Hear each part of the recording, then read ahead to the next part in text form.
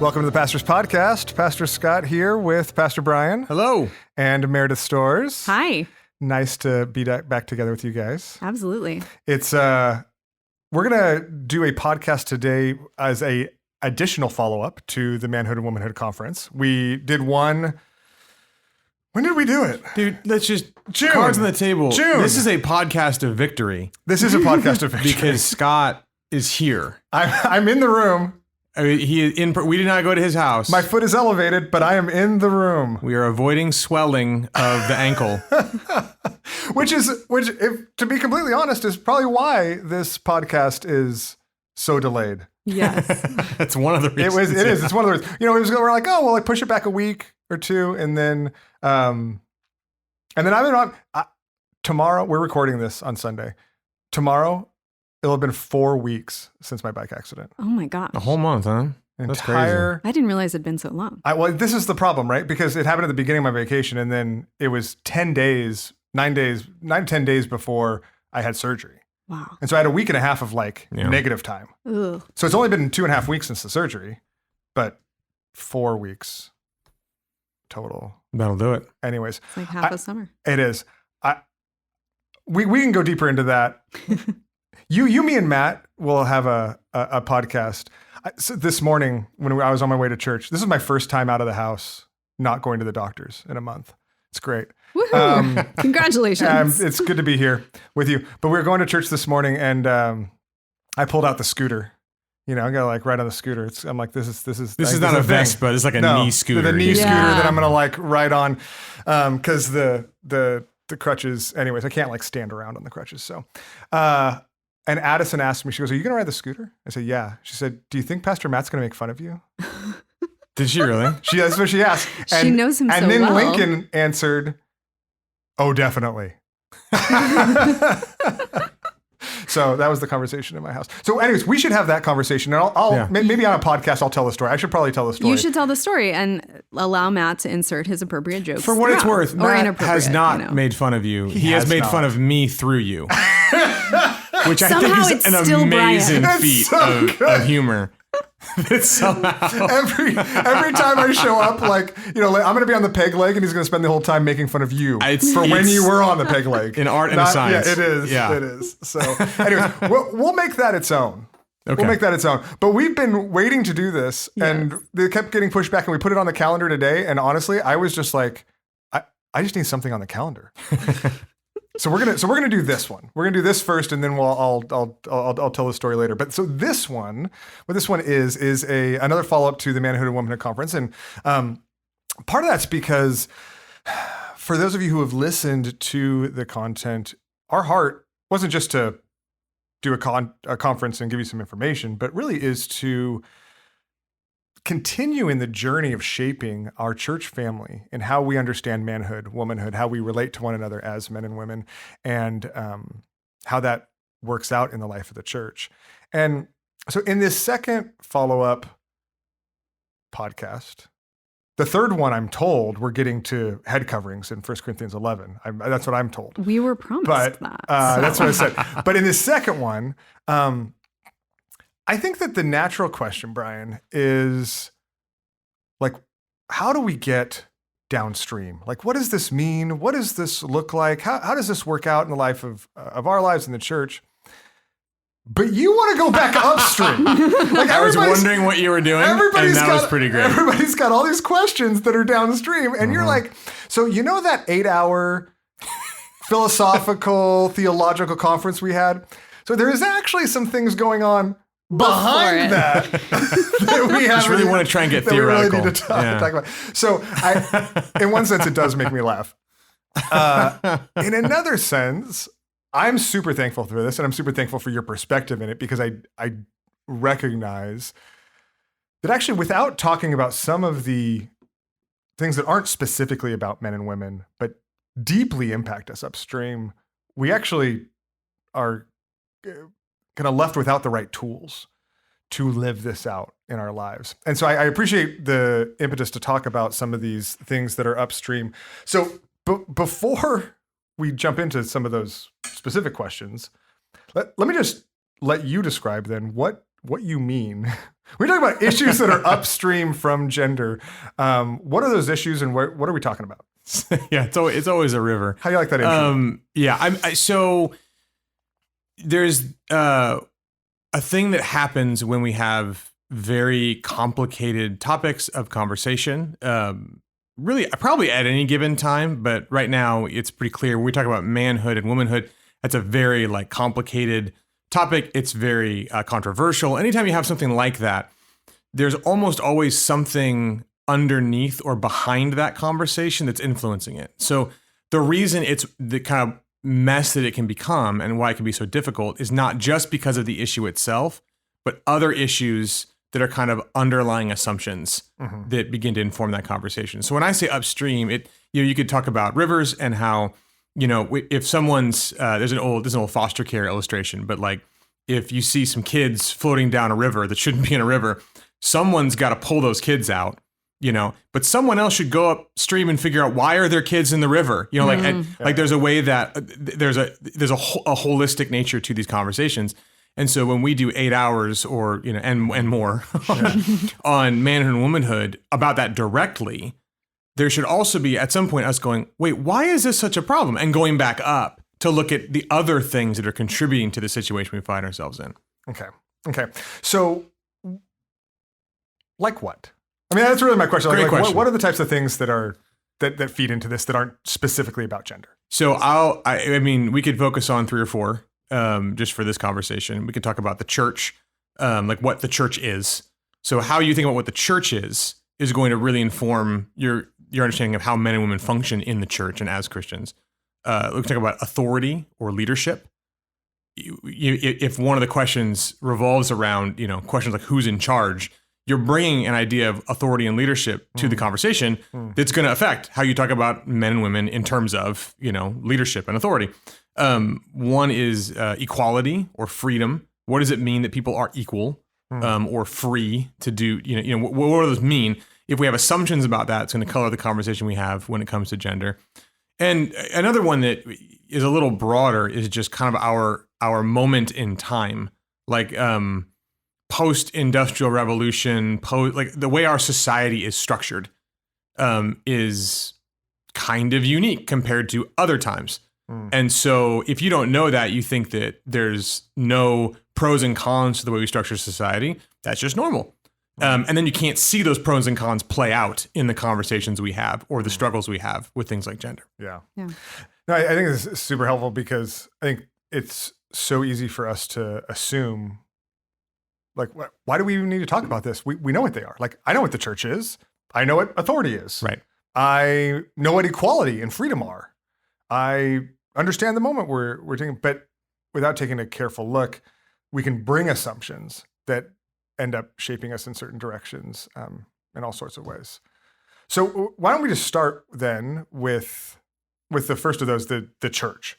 Right? How does our understanding of what the church is, how does that shape this conversation? What is the church, and how does maybe a misunderstanding of that impact us? So, what is the church is kind of this giant big question, right? There's all these things we could talk about there. I think for our purposes, it's helpful to notice that we tend to think of the church today as an organization, like other organizations today.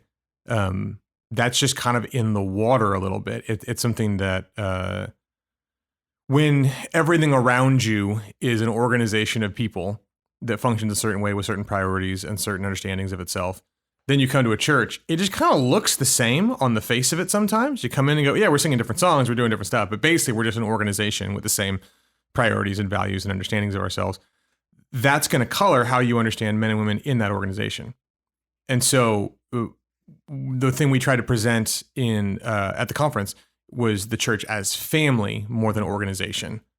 And obviously, the church is the church. All these things are analogies that they can fall apart upon really close scrutiny.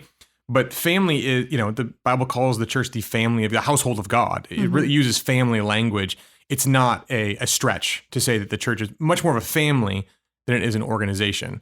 And so that's going to color the way we think about manhood and womanhood, especially when we're talking about things like leadership or roles, because you're going to have the idea of an organization, that's going to, organizations are hierarchical. They're based on the pyramid. Someone's in charge, and someone, and there's someone who's less in charge, but more in charge than the next people.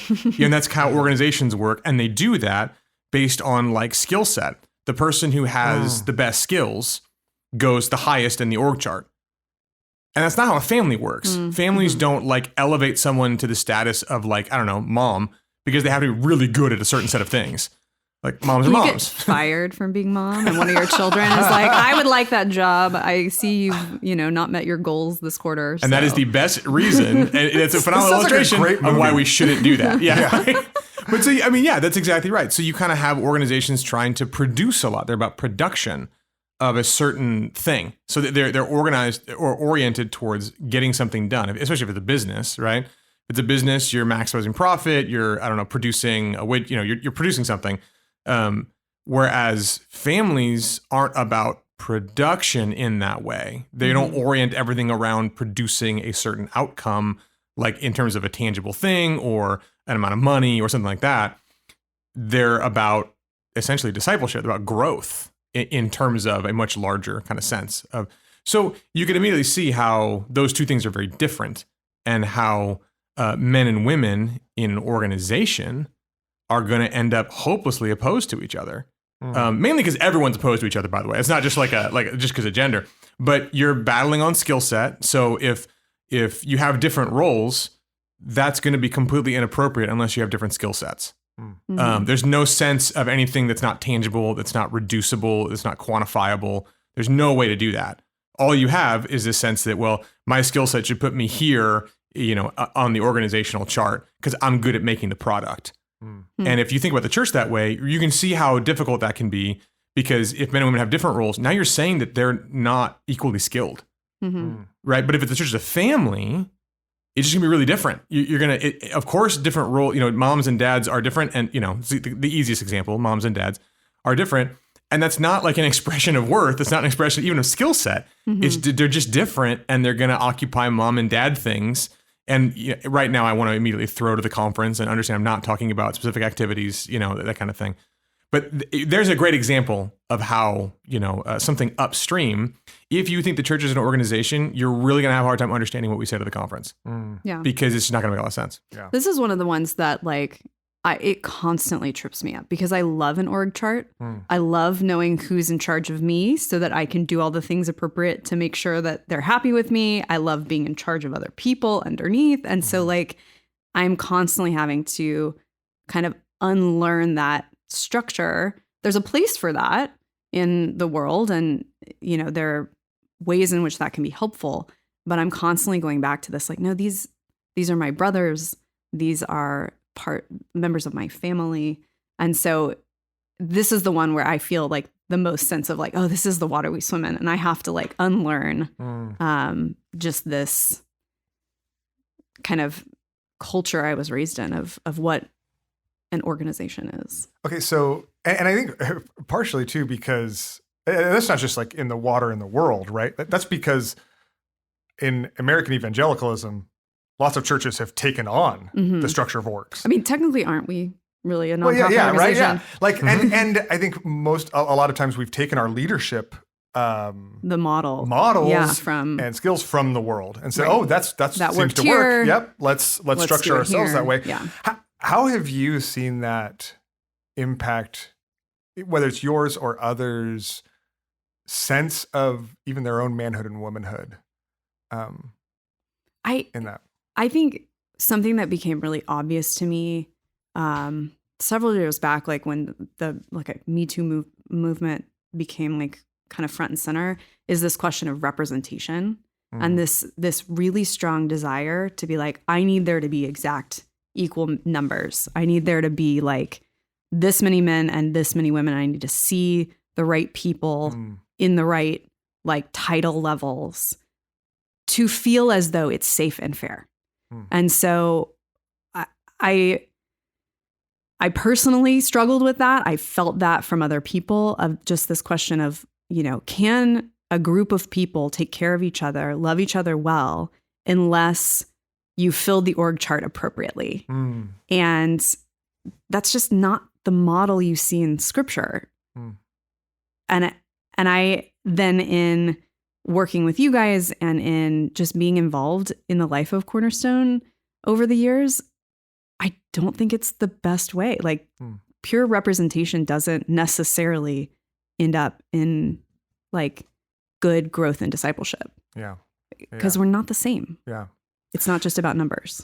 Well, and you know what's interesting is, even as you say that, it makes me think that for a organization in the world, in a fallen world, that might be the best solution, right? For an organization that's not a church, some type of setups that require representation and voice and things like that might be the right solutions.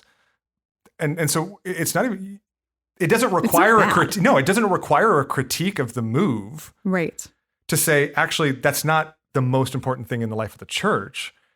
We're just saying that, but the church isn't an organization. It's not. And like, I felt so much freedom as we were developing the content for this and doing research and talking with each other. I'm like, oh, like the women don't have to check all these boxes and do these exact things that the men in the church are doing. Like that's actually, we have the freedom to say no to certain official titles, roles, and responsibilities so that we have more capacity to use our gifts in other ways. And it was less about like women can or can't do certain things and more like, oh, yes, we don't have to do X and Y so that we can do Z and Q, or whatever.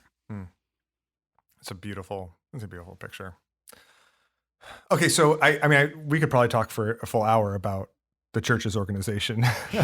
But what I think one of the things that's really helpful, Brian, as I know even just taught me about this as we've talked and helped me see that, I think what we all want is we want to know like the one thing that's upstream. Like the thing that's the real problem, right? Oh, okay. So the rest is fixed. And then everything else gets fixed, right? We want a simple world like that, but it doesn't actually work like that. It's not just that there's one thing upstream. There's multiple things.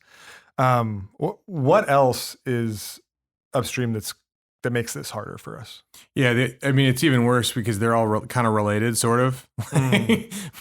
Yeah. So the Gordian knot that you can't like untie. And in that sense, it's probably important to say like, yeah, like we're, the move is not to try and fix all of this, like to create the utopia we know the world ought to be. Oh, come on. And that's kind of our activist kind of nature, right?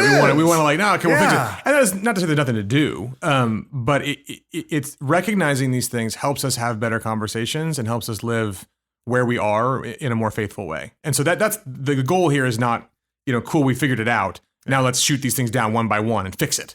It's way beyond our pay grade. Well, that'll help us with the application and all the downstream questions is to be able to say, okay, so here are some things that are factoring in and how we can either unlearn or reshape or like, we're never going to fix all of the things, but.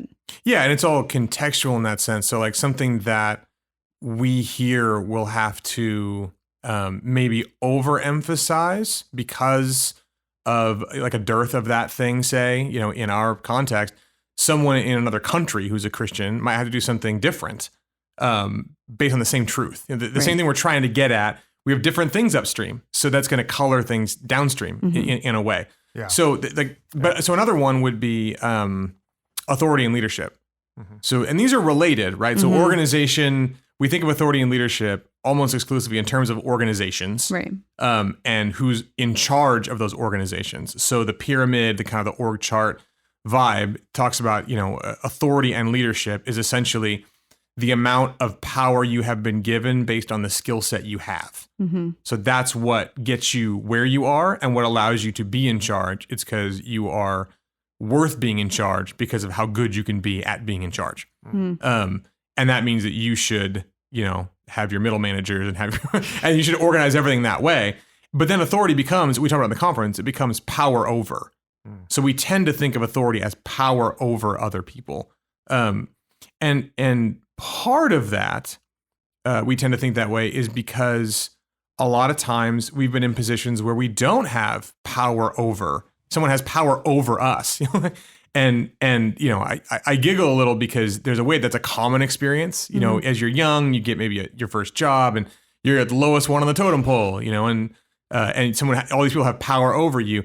At the same time, it's not really a laughing matter when you think about how often people have used power over someone else to get away with a ton of stuff, some of which is really awful and traumatic. Yeah. So the way that we are kind of conditioned to see the world, partially because that's how we see the world, kind of in our modern, time, is based on who has power over whom, and partly because a lot of us have personally experienced someone using their position, their power that they got because of some skill set in a way that's not fair and not loving and not just, to take advantage of us or someone around us. Yeah.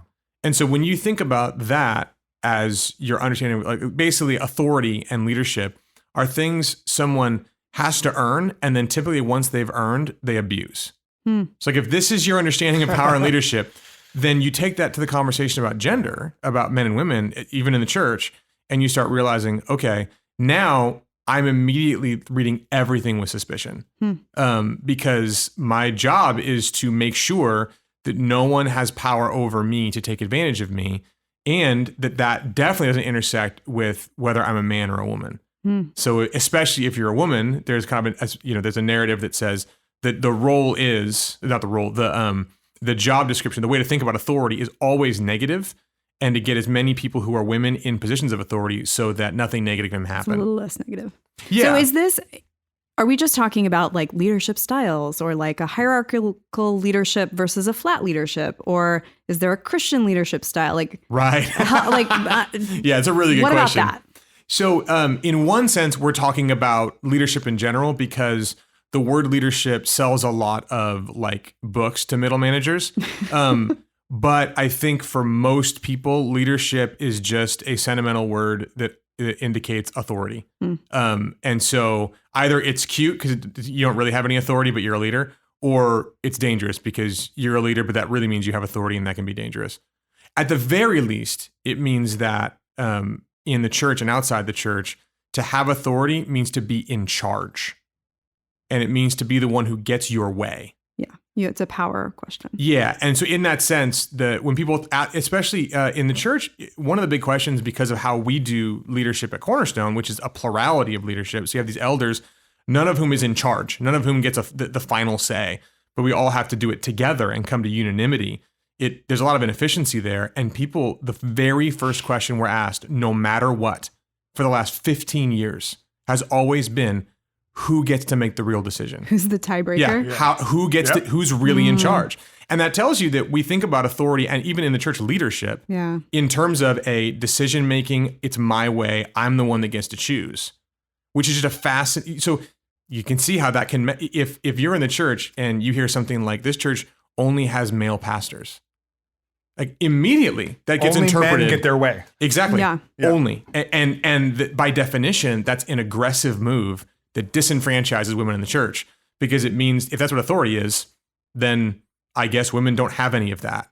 And only men get their way, and only men get to have power in the church, which is a fascinating way of thinking about it. So you can see how that upstream colors the way we have that conversation. Okay, so you mentioned efficiency, and this isn't part of our list, but I feel like our understanding and appreciation of efficiency is also maybe an upstream dynamic. Oh, yeah. Because this is very inefficient. And the reason that structures exist is so you can be efficient and profitable. And these are things that we value.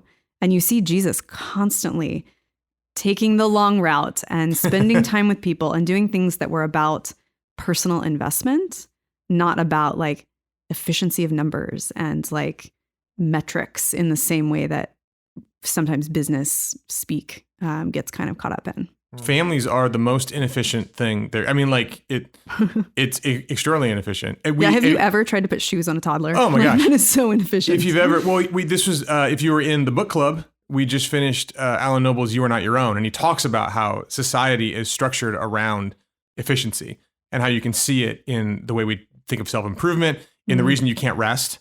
the reason that you need to use your rest to be more productive, because if you don't rest, you're not as productive. Like he talks about how it is upstream. And the reason why authority has to be this way is because if it's not, it's inefficient. If it's inefficient, then we're not doing what humans are built to do, which is to maximize what we want. So yeah, it's so interesting because I was just, this is maybe a little bit afield, but I think it actually gets into this. I was just talking with my kids the other day, and I was realizing, particularly with my teenagers, that for the last season, it hasn't been a super long time, but last season, the vast majority of time we've been interacting is like business, right? Like it's logistics, it's things I need to teach them, it's things we need to read together or go over, or kind of intentional discipleship, right? It's structured and intentional. And I realized it, was kind of feeling it. I kind of apologized to them and said, hey, like, let's just spend some time just together, right? Doing something, connecting. But as I was reflecting on it afterwards, I'm like, but if I don't do it now, like, when are we going to do it? Like, I don't have any more other time to do this, right? This is all we got. And I was feeling the pinch of the inefficiency of the makeup of a family. Even though you're around each other a lot, there's just this, it's so inefficient to get certain things done quickly, whether it's with toddlers or teenagers or, really any formation of a family or extended family or whatever. And I was struck by your sermon this morning, Brian, just a reminder of the organic nature of growth. And when we forget about the organic nature of growth and we try to organize and facilitate and make growth happen, it not only kind of morphs and disfigures the family, because we end up treating it more business-like and treating the discipleship of our kids more programmatic than relational. That disfigures our manhood and womanhood. It disfigures how when the family prizes efficiency and busyness, that tweaks how we live together as men and women in the world and in the church. And these are the types of things that we don't think about, and then wonder why we feel so much pressure in a certain direction to try to. These are the things that are fighting against the biblical manhood and womanhood. I am really interested in thinking and discussing about how we treat the postpartum experience for women, and it's very inefficient. Especially, I mean, if you're breastfeeding, if you're feeding in any capacity, like hopefully you're feeding your child, please. But however you're feeding your child, there's a lot of sitting, there's a lot of quiet, there's a lot of not feeling like you're producing. And in a structure or a world that values production, you start to feel like I'm wasting all this time, but it's not wasted. Yeah. And so I think, that's a specific example that relates, to certain women's experience. But I think there's ways in which our womanhood or our manhood requires us sometimes to do things that are not going to feel as productive, where the growth doesn't look measurable. It's not a SMART goal, sustainable, measurable, attainable, whatever it is. It's like, but realistic and timely, I think. Yeah, there was. All right. I do these. You didn't finish it. I was like, you left too long. But to devalue that time that a mother needs to care for her baby in that season misses the beauty and the richness of that part of a woman's experience.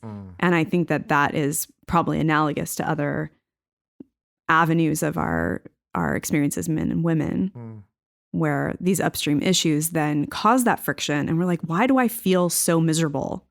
And it's because everything around me is saying, like, this isn't efficient, this isn't structured, this is an imbalance of power, this is a, whatever. And so I think by sort of lifting the weight off our back there and recognizing that that's not the ultimate value we should be striving for, It allows us to rest in the beauty of the gospel. It allows us to exist as God made us, and is, it brings so much more peace. Well, and that's the issue, I think, with if you ground authority, and these two do go together. So you have the kind of organizational mindset, and you have the idea of authority as power over, as being in charge, being the decision maker based on your skill sets, based on, your abilities. Then men and women end up having to sort of compete over, to prove their worth. Yeah. Instead of have to express how they're made. So when you go to the office and it's built on authority, you have to leave how you're made at the door, because you now are about proving your skill set at what you need to be good at to excel here. And if you're a man or woman, not only does it not matter, it can't matter, because it gets in the way of the single-minded devotion of production and of proving that worth, proving that skill set, that you're good enough to be the one in charge, which oddly enough makes you feel a lot more safe to be in charge. So your own internal sense of safety and not being taken advantage of is tied into. So all of this just really competes against any sense of man and womanhood being good things. At best, they're neutral. And really, even if they're neutral, they're probably in your way. Which is lame. That really messes things up. That really messes things up. All right, so we've talked about organization, or church's organization. We talked about leadership and authority. We talked about efficiency, all of which are kind of related. One of the other ones you mentioned, though, Brian, it seems like it seems more different, and that's the issue of our understanding of equality and freedom. What do you mean by that? How does that? Yeah. So it is different in one sense, because there's actually it's the same too. I'm there's ways in which it's not uniquely American, but it's very Western in some ways. We really value the idea of, every individual having equality with every other individual, and that's a driving force. There's a lot of upside to that, by the way. Right. So don't hear me talk down. There's a lot of ways that's really worked out well. Brian hates freedom. Yeah. Big fan. But there's ways that our conception of it can move past, let's make sure that, people aren't treated unfairly, as a class or group. And it can move into a kind of every individual has to be interchangeable with every other individual. Otherwise, we've lost the plot. There's not real equality, or there's not. Yeah, and that really messes with gender in particular, because it means that it flattens everything out. So everything has to be completely translatable. So it's kind of dumb, but I think about that old 90s commercial with Michael Jordan. It was Mia Hamm, I think. Where it was anything you can do, I can do better. I'm too young for this. Yeah, that sounds right.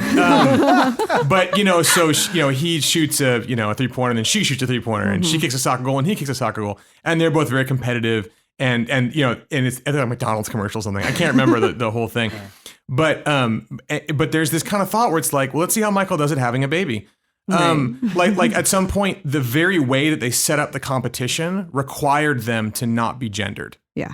So there's a way that we what can your muscles and skeleton do? Exactly. And obviously having a baby isn't the end all of being a woman, but it's just this very clear way in which you can't, that's not translatable. It's not transferable. Okay. So this is where I feel like we need to talk about the menstrual cycle. Okay. And I hope you'll let me go there, but please, as a woman, your hormones rotate throughout the month. And there are ways in which when you have certain hormonal highs in the life cycle of your menstrual cycle, you can get more done. You have a lot higher capacity. And then there are seasons in which you need to sort of rest, regroup, kind of turn a little bit more inward. And there's a way in which a typical productive schedule means you need to be exactly the same and be consistently productive every single month or day of the month. And women's bodies actually aren't built that way. And so our workplace structures require that we pretend that we're not having this hormonal cycle every 28 various days. And so, apart from childbearing, which is a whole area in which the workplace struggles, there's really a lot more happening inside a female body that isn't quite as systematized as, an efficient workplace would require. So you do have to leave that at the door. And that's something that almost all women would experience in some form or another. And then, Oh, okay. So I know you have lots of questions. No. I will not answer all of them. No. But. I think actually I have a lot of questions hopefully in a helpful way. I'm curious from your perspective, if you have any idea of what a community that takes that into consideration would look like. Because even as you described it, I'm like, I don't like that's, well, this is really interesting. Let me answer my own question. Okay. It'd probably look like a family. Mm-hmm. It would have to. Right. In a family, because I'm like, how would you even take that into consideration, right? Like in a organization, this is the upstream stuff that's affecting me, right? In an organization, I'm like, I can't even imagine, like, what's the system? Like, how do you, in a family, you do it because you're used to ebbing and flowing around one another. You're used to making up for one another and caring for one another and stepping in and stepping back. Right. There's a built-in flexibility in a family. Okay.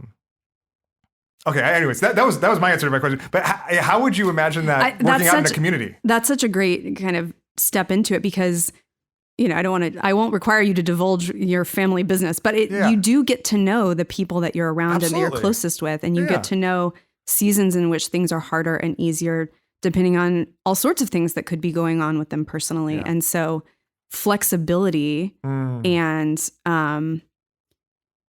the way in which we can reject certain standards of productivity are going to be helpful so that we can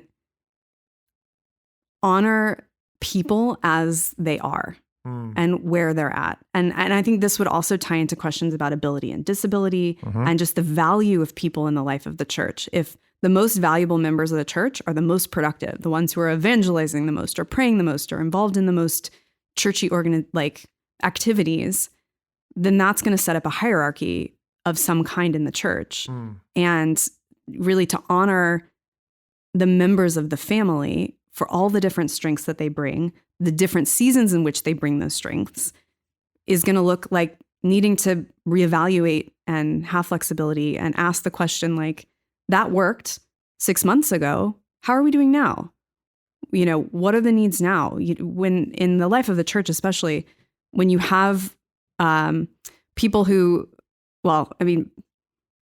maternity leave is, I guess, the most connected to the conversation about men and women. But, when a new family brings in a child, they're not going to have the same capacity to serve that they had a year before that child was born.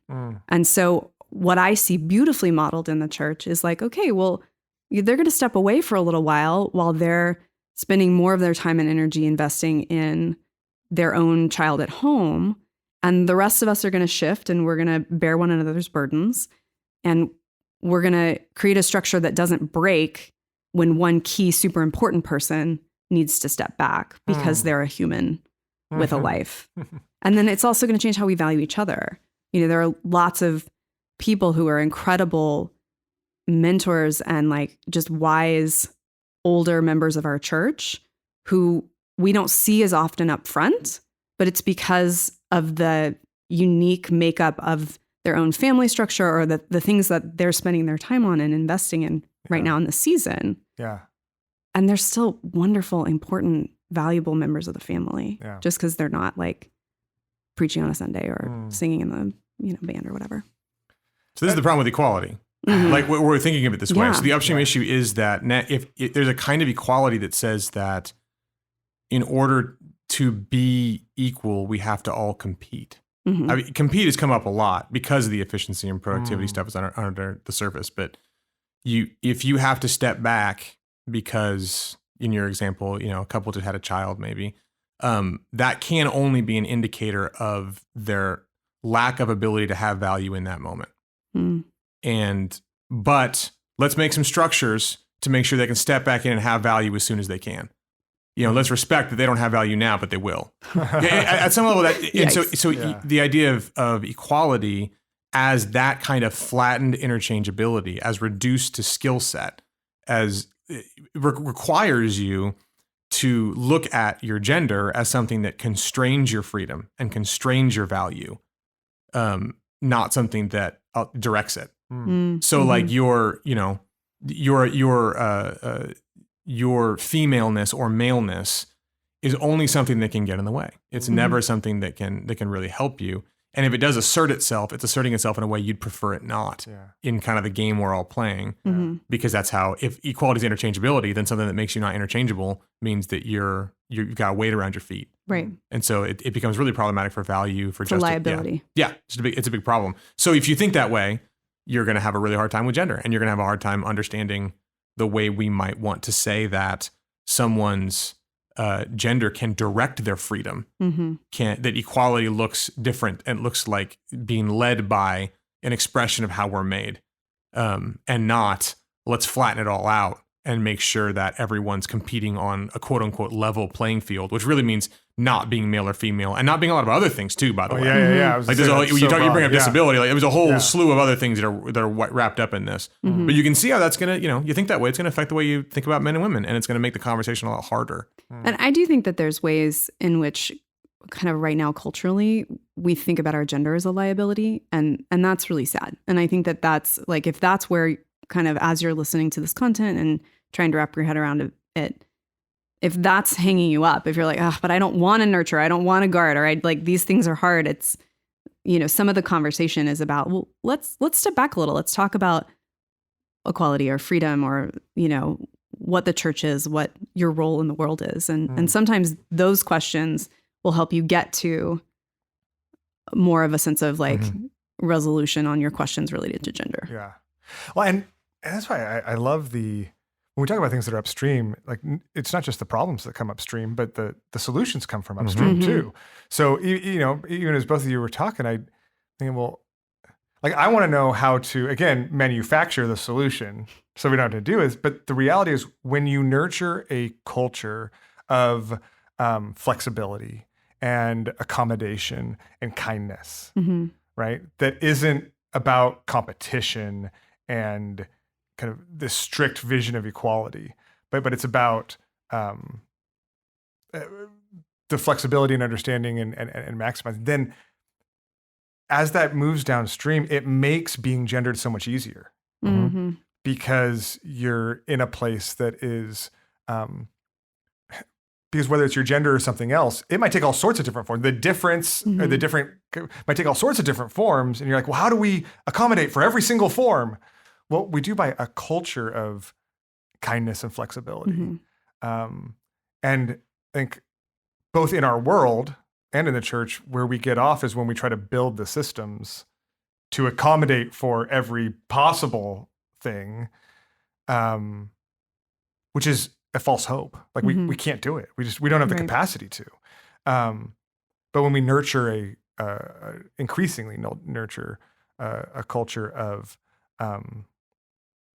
that views freedom as God-given and have the flexibility to genuinely live it out, it takes different forms. So anyways, I don't know if that'll make sense. Well, underneath all of it, it's probably important to point out is purpose. So now we're getting all the way up the stream, I guess, but there's a way that if you think of your life as something that you are meant to solely enjoy on your own terms, or if you think of life as about production or justifying yourself, I think of life, there's a million reasons why you could have, similar to the idea that I have to rest, otherwise I won't work as hard. Otherwise I'll get burnt out, won't be able to produce as much. There's ways you can get to rest different ways than the right way. And you can get to kindness and fairness and flexibility for a lot of different reasons. But ultimately, I think what we're trying to get at as Christians is to get really internalized a sense that our life is about glorifying God by enjoying Him. Our life, this is the Noble Book comes up again. What's your only hope in life and death? That we are not our own, but belong to God, body and soul. And that the way that that's going to guide you, if that's what our purpose is we're living on God's good pleasure in a world He made that is, we're bolted to Him in His sufficiency and existence and life in himself. And he has for us in his good pleasure a way of living that's about him, that fulfills ourselves. Then of course you're going to be flexible, not because it happens to correspond to a certain definition of fairness, but because life is about living out how God made you and finding your fullness in that, in his good pleasure that way, and living together as a family that way. Right. So it's just so at some level, if you adjust what we're here for, a lot of these things do begin to not fall in line, but get easier to see holes in. Where when you grow up and you're living with these ideas, it can be very difficult to poke holes in them because they're part of your mental makeup almost. So you change that and it just gets easier to see them deflate. And go, right. That's a really weird way to think about equality when my life is about myself and others expressing how God made them to be in his good pleasure for his purposes and finding wholeness in that. Yeah. Well, that's really helpful. And I think it actually answers the question, kind of the overarching question I had, which was, what do we do about this, right? Why talk about these things? I think part of it is to both expose them so we see that this isn't quite as simple as just listen to an 8-hour conference and it's all fixed. But also that the hope is the byproduct of a God-centeredness, of an increasing God-centeredness in our heart that understands ourselves and the world as revolving around his purpose and for his worship. That isn't the nature of our flesh, isn't the nature of the world around us, isn't the nature of what the enemy wants us to believe, but is how God is transforming us and how he's building us into. And in a sense, the way forward is the journey of sanctification, right? Of becoming more like Christ and understanding him more. Okay, well, as we wrap up, we're pretty much running out of time, but any last thoughts you want to leave with people, either of you, on as we think about the things that are upstream and the encouragements, particularly for our people as they battle with the things that are upstream for them? All right, so I'm gonna go with this stream analogy. This actually made me think about, you mentioned a couple times in the conference about working against the grain, that sometimes when we go against the grain of how we're made, that causes like struggle and suffering. And so if we're talking about like the stream, if you're trying to swim upstream, or nope. So you want to go with the stream. Okay, I think I got this. You want to go with the stream. Some things you struggle with because we're trying to fight against how we're made, fight against the natural flow of things. Sometimes we struggle because we hit rocks on the way because we're living in like a world that is sinful and struggling.